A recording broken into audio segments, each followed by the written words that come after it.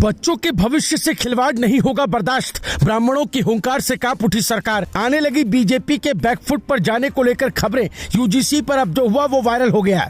बस्ती से उठी आवाज ने बीजेपी सरकार को डराया, ब्राह्मणों ने एकजुट होकर सुनाया। लगाई ऐसी दहाड़, सियासी गलियारों में भी होने लगी चर्चा। यूजीसी वापस पर आया सरकार का बयान।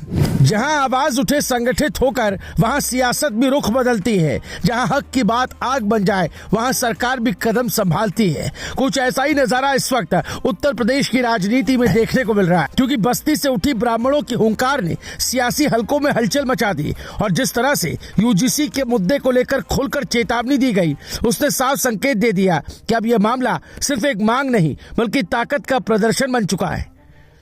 दरअसल बस्ती की बैठक कोई साधारण बैठक नहीं थी, बल्कि एक सियासी संदेश था, जहां ब्राह्मण समाज के नेताओं ने खुलकर कहा कि बच्चों के भविष्य से खिलवाड़ किसी भी हालत में बर्दाश्त नहीं किया जाएगा। यूजीसी को लेकर जो आवाज उठी, उसने सीधे सरकार की नीतियों को चुनौती दी।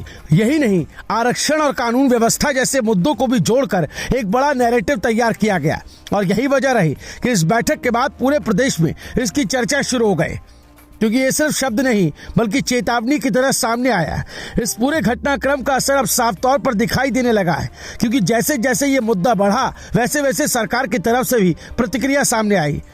केंद्रीय शिक्षा मंत्री धर्मेंद्र प्रधान का बयान इस बात का संकेत देता है कि सरकार अब बेहद सावधानी से कदम रख रही है। उन्होंने साफ कहा कि मामला कोर्ट में है और इस पर अभी ज्यादा टिप्पणी करना सही नहीं होगा, लेकिन राजनीतिक जानकार इसे सिर्फ एक बयान नहीं बल्कि एक संकेत मान रहे हैं कि सरकार इस मुद्दे को लेकर दबाव महसूस कर रही है और अब बैकफुट पर आती नजर आ रही है। यही वजह है कि अब सियासी गलियारों में चर्चा तेज हो गई है कि ब्राह्मणों की एकजुटता ने सरकार को सोचने पर मजबूर कर दिया, क्योंकि जब कोई वर्ग इस तरह खुलकर सामने आता है और अपनी मांग को चेतावनी के अंदाज में रखता है, तो उसका असर सीधा राजनीति पर पड़ता है। और यही इस पूरे मामले में देखने को मिल रहा है, जहां एक तरफ ब्राह्मण समाज अपनी ताकत दिखा रहा है, वहीं दूसरी तरफ सरकार संतुलन बनाने की कोशिश में जुटी हुई है। अगर इस पूरे घटनाक्रम को सियासी नजर से देखा जाए तो तस्वीर और भी साफ हो जाती है, क्योंकि ये सिर्फ एक मुद्दे की आवाज नहीं बल्कि एक वर्ग की ताकत का प्रदर्शन बन चुका है।